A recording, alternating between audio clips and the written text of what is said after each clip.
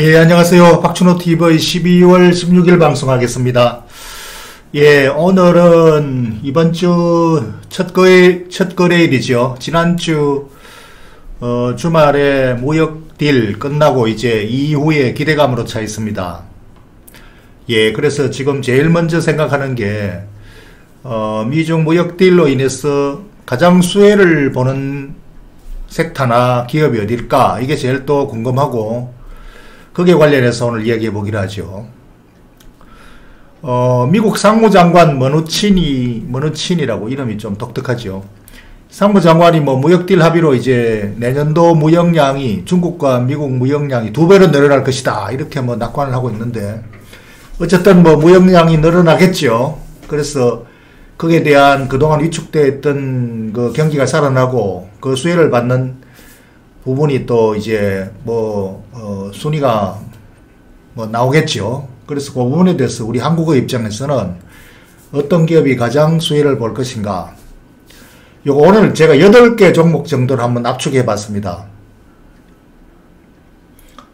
8개 종목이 그냥 제가 보는 관점에서 제 시야에서 그냥 압축한 겁니다. 무작정 따라 하시지 않기를 바랍니다. 그래서 주식은 무작정 따라 하기면 절대로 안 됩니다. 제가 생각하는 거하고 시청자분이 생각하는 거하고 어떤 차이가 있는가, 그런 시사점을 얻으면 충분하리라고 봅니다. 제가 말하는 중에서 시청자분이 놓친 것, 그러니까 시청자분이 생각하지 못한 것들 있는가, 또는 제가 생각하는 것 중에서 놓치는 것, 그러니까 시청자분이 생각하고 있는데 내가 모르고 있는 것, 이런 것들이 이제 참고로 비교를 해보고 본인의 판단에 좀 더 도움이 되는 그런 합리적인 추론을 이끌어내는데 좀 도움이 되는 그 정도로 아마 시사점을 찾으면 충분하리라고 봅니다. 그래서 그 점을 염두에 두시고 제가 골라낸 8개 종목을 한번 참고해 보시기 바라겠습니다. 맨 먼저 무역량이 늘어나니까 그거로 인한 수혜가 제일 먼저 오는 쪽으로 저는 이제 운송주 중에서 한국의 대표 운송기업 CJ 대한통운, 이게 물동량 증가로 인한 실적 증가 효과가 제일 가시적으로 우리가 생각해 볼 수 있는 회사다.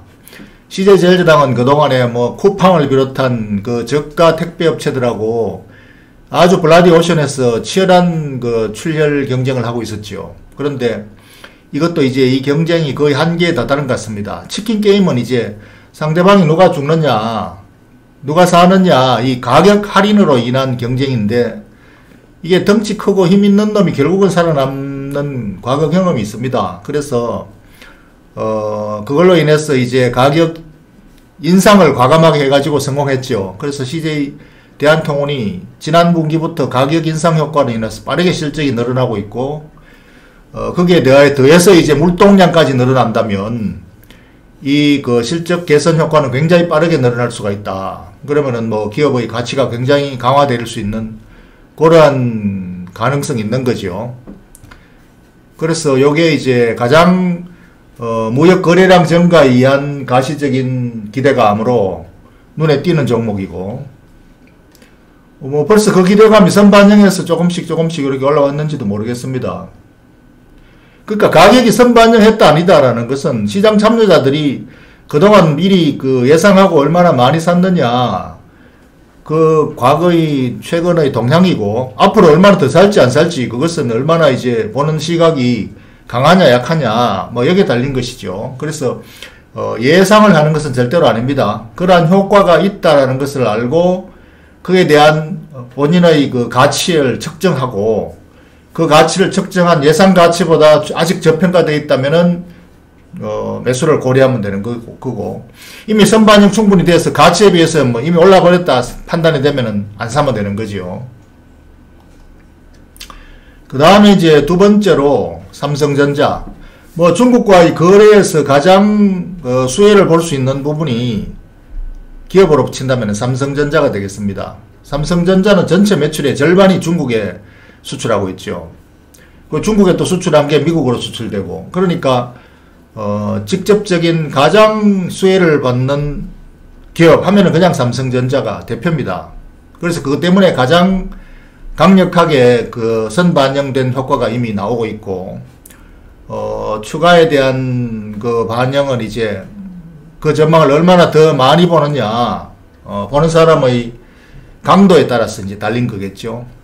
그래서 이게 효과 면에서 당연히 중국과의 거래 의존도가 큰 삼성전자가 수혜가 가장 클 것이다, 이렇게 추론을 할 수가 있는 겁니다. 그 다음에 삼성전자 하면은 뭐 삼성전자 말고도 SK하이닉스도 똑같겠죠. 그러니까 SK하이닉스는 따로 말씀드리지 않겠습니다. 같이 가는 거니까요. 그래서 그 효과의 크기가 반도체, 삼성전자, SK하이닉스, 뭐 이게 상식적으로 우리가 눈에 딱 띄는 종목입니다. 그 다음에 이제 LG화학, 2차전지 대장주지요. LG화학 하면은 또 똑같은 회사가 삼성 SDI입니다. 그러니까 뭐 이 두 개의 서로 호불호, 선호도는 본인의 취향에 따라서 다른 것이고요. 그래서 저는 LG화학이 실적 그 현재 그 가치가 굉장히 좋기 때문에, 현재 뭐 지금 주가가 많이 떨어져 있는 것은 화학업황이 실적이 많이 나빠졌기 때문에, 실적이 많이 나빠진 것이지 나쁜 것은 아닙니다. 굉장히 지금 아직까지도 그럼에도 불구하고 실적이 좋고 배당도 좋아요. 그러니까 그러한 실적 모멘텀에 의해서 주가가 많이 위축돼 있다. 그런데 이게 이제 내년도부터는 중국 기업에만 편중되던 그 보조금이 이제 폐지되고 완전히 이제 보조금 없는 자유경쟁에 들어갑니다. 그러니까 이 자유경쟁에 들어가면은 뭐 2차전지 이거는 뭐 삼성, SDI하고 LG화학이 세계 1, 2위입니다. 그냥. 그러니까 이것이 이제 수혜를 볼 수 있는 영역이다. 그래서 그런 관점에서 2차전지, 뭐 미래자동차는 전부 2차전지입니다. 그래서 이게 거의 뭐 반도체와 버금가는 그런 그 시장 수요가 열려있다, 이런 관점에서. 그 다음에 이제 NH투자증권, 이 정권주가 내년도에 업황이 이제 개선되는 이유는 우리 한국 주식 시장이 좋아질 것이라고 이렇게 전망을 하는 거죠. 그러니까 세계 무역 거래량이 늘어나고 미국 무역 간의 그 갈등이 끝나면은 주식 시장이 경기의 그 회복 국면에 이제 반응을 해서 좋아진다, 이런 관점에서 정시 시황의 개선, 이런 데 따른 수익의 뭐 개선, 이게 우리가 상식적으로 연관해 볼 수 있는 그런 섹터입니다. 그러니까 정권주 중에서는 뭐 36개나 정권사가 있나요? 이 NH투자증권 지표가 제가 보기에는 가장 좋은 것 같습니다. 그래서 지표가 가장 우량한 대형 정권사 중에서 NH투자증권, 그리고 이제 이 정권주 말고도 KB금융, 은행주는 왜, 은행주도 뭐 경기에 관련해서 경기주니까요. 은행주도 경기가 좋아지고 물동량이 늘어나고 이러한 그 업황이 개선되면은 당연히 은행의 수익이 개선되는 거지요. 그리고 또 금리도 올라갑니다. 시중금리가. 지금 뭐 시장금리가 바닥을 기고 있지만, 이게 이제 주식시장으로 자금이 슬슬 유입이 되면은 채권시장에서 채권 가격이 떨어지면서 채권 수익률이 올라가고, 거기에 따라서 시장금리가 올라가게 됩니다. 그러니까 시장금리가 올라가면은 거기에 따라서 이제 예대 마진이 늘어나고, 그리고 또 거래량도 늘어나고, 마진 확대 효과와 거래량 확대 효과, 이 둘 다 같이 이제 수혜를 받을 수 있는 게 은행입니다. 그러니까 이미 선반영을 많이 하고 있죠. 그래서 이런 것들이 은행 중에서, 그 많은 은행 중에서 뭐 대표주를 넣는 거냐, 제가 볼 때는 KB금융이 가장 우량한 지표를 가지고 있다. 그래서 금융주에서는 NH투자증권하고 KB금융, 뭐 이게 가장 상징적인 의미가 있다. 그 다음에 엔터, 우리 한류 엔터, 이거는 빼놓을 수 없는 섹터죠. 이거는 뭐 다른 국가에서는 없는 한국만이 있는 한류 문화. 이 한류 열풍은, 이것은 뭐 단기적인 것이 아니라 큰 트렌드로 지금 뭐 언제까지 갈지 모르는, 어쩌면은 세계의 그 문화의 흐름을 우리 이제 바꾸는 그런 지금 흐름이 계속 나오고 있고, 이것이 가장 상징적인 의미가 CJ ENM입니다. 그러니까 대표적인 종합 엔터로 음악, 뭐 예능, 방송, 드라마, 모든 한류, 게임까지 모든 한류를 다 아우르고 있는 종합한 회사가 이 CJ ENM이죠. 이 주가가 이렇게 추락해 있는 이유는 최근에 뭐 예능 방송 조작, 순위 조작, PD 조작 사건 이 때문에 지금 완전히 추락해 있죠. 그러나 이러한 PD 조작 사건은 이제 조만간이 이제 치료가 되는 거겠죠.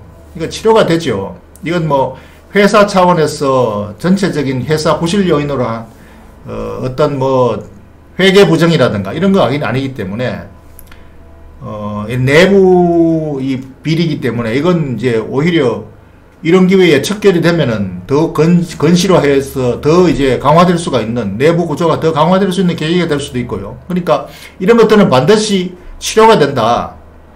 그래서 이렇게 상처가 났을 때, 이 주가가 떨어졌을 때 오히려 저가 매수 타이밍이 될 수가 있다. 그래서 그런 관점으로 이 8선에 포함을 시켰습니다. 그래서 이런 관점에서 8개 종목을 관심있게 차근차근 다시 한번 점검해 보시고 뭐 필요한 시장 대응을 하시기 바라겠습니다.